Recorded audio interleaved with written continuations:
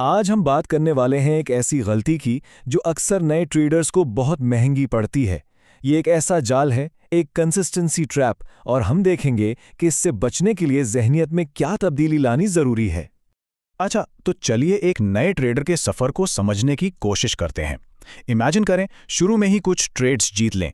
वो एहसास, वो जोश दिमाग में फौरन आता है, बस यही है वो मौका, अब जिंदगी बदलने वाली है। तो ये सफ़र शुरू होता है एक परफेक्ट सिस्टम की तलाश से। मिसाल के तौर पर बॉलिंजर बैंड्स का एक्सपेरिमेंट। लगता है जैसे कोई खुफिया हथियार हाथ लग गया है जो मार्केट को हरा देगा। पहले 3 ट्रेड्स में कामयाबी और फिर अचानक लगातार 5 ट्रेड्स में नुकसान। सारा का सारा कॉन्फिडेंस, सारा प्रॉफिट सब पानी में, और वो जो फूल प्रूफ सिस्टम था ना, अब उस पर शक होने लगता है। तो इस सूरत हाल में 90% से ज़्यादा ट्रेडर्स क्या करते हैं? फौरन फैसला हो जाता है, सिस्टम खराब है, चलो कोई नया सिस्टम ढूंढते हैं। ये सोचने की जहमत ही नहीं की जाती कि शायद गलती सिस्टम की नहीं मेरी हो, या क्या ये नुकसानात स्ट्रेटेजी का हिस्सा तो नहीं थे।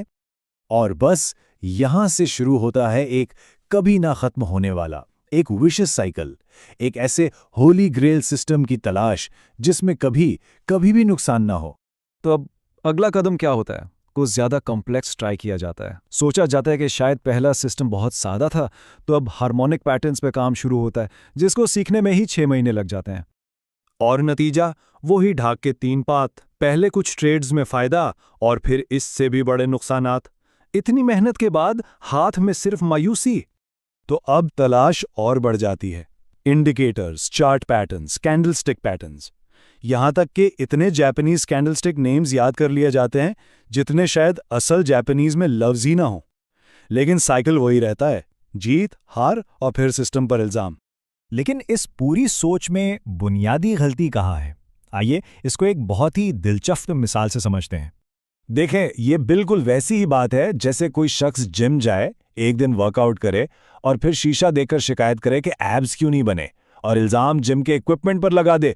सब जानते हैं कि मसला इक्विपमेंट का नहीं बल्कि कोशिश में तसलसल ना होने का है। ट्रेडिंग में भी बिल्कुल यही गलत सोच काम कर रही होती है। और ये जो फ्रस्ट्रेशन का साइकिल है, ये इंसान को कुछ बहुत अहम सवालात पूछने पर मजबूर कर देता है। आखिर हर बार ऐसा ही क्यों होता है? रिजल्ट्स में कंसिस्टेंसी क्यों नहीं आती? और इन्हीं सवालात के जवाब में ट्रेडर के सफर का सबसे बड़ा आहा मोमेंट छुपा होता है। वो नुक्ता जहां सब कुछ साफ हो जाता है। और वो बड़ा एहसास क्या है? सिंपल, असल मसला सिस्टम में नहीं था, असल मसला मैं खुद था। मेरे गैर मुसलसल एक्शंस, मेरा बार बार स्ट्रैटेजी बदलना, ये थी असल वजह। ये जो एक ट्रेडिंग सिस्टम से दूसरे पर उछल कूद मचाई जाती है ना, बिल्कुल एक बंदर की तरह जो एक शाख से दूसरी पर झूलता है, यही चीज इनकंसिस्टेंट रिजल्ट्स की जड़ है।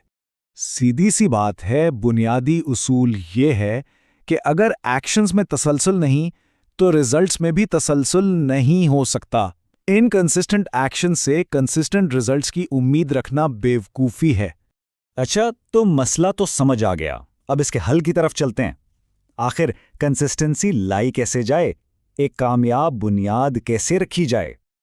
तो कंसिस्टेंसी का रास्ता सिर्फ 3 कदमों का है। पहला, एक ऐसा ट्रेडिंग सिस्टम ढूंढे जो पहले से साबित शुदा हो। दूसरा, इस सिस्टम के रूल्स पर सख्ती से कायम रहें। और तीसरा, सबसे जरूरी, कोई एक्सेप्शन नहीं, कोई रियायत नहीं। अपने हर ट्रेड का रिकॉर्ड रखना, यानी एक जर्नल बनाना, इस डिसिप्लिन को कायम रखने में बहुत मदद करता है। और इसका मतलब है कि इन तमाम बहानों और जज्बाती ख्वाहिशात को ना कहना जो दिमाग में आती हैं, जैसे कि लेकिन आज मार्केट कुछ अलग लग रही है, या फिर आज मुझे इस ट्रेड पर बड़ी अच्छी फीलिंग आ रही है। एक बात हमेशा याद रखें, कोई भी सिस्टम 100% कामयाब नहीं होता। नुकसानात ट्रेडिंग का हिस्सा हैं। असल कामयाबी नुकसान से परेशान हुए बगैर अपने प्लान पर डटे रहने में है। तो अंजाम कार मकसद एक बेहतरीन सिस्टम तलाश करना नहीं है, असल मकसद खुद को एक मुस्तकिल मिजाज ट्रेडर बनाना है। क्योंकि याद रखें, मुस्तकिल मिजाजी से किए गए एक्शंस ही मुस्तकिल रिजल्ट्स का वाहिद रास्ता है। तो आखिर में ये बुनियादी सवाल रह जाता है, असल हदफ एक नया ट्रेडिंग सिस्टम ढूंढना है या फिर एक नई ट्रेडिंग की आदत बनाना है? सोचिएगा ज़रूर, क्योंकि कामयाबी की चाबी बाहर किसी सिस्टम में नहीं बल्कि अपने अंदर, अपने डिसिप्लिन में है।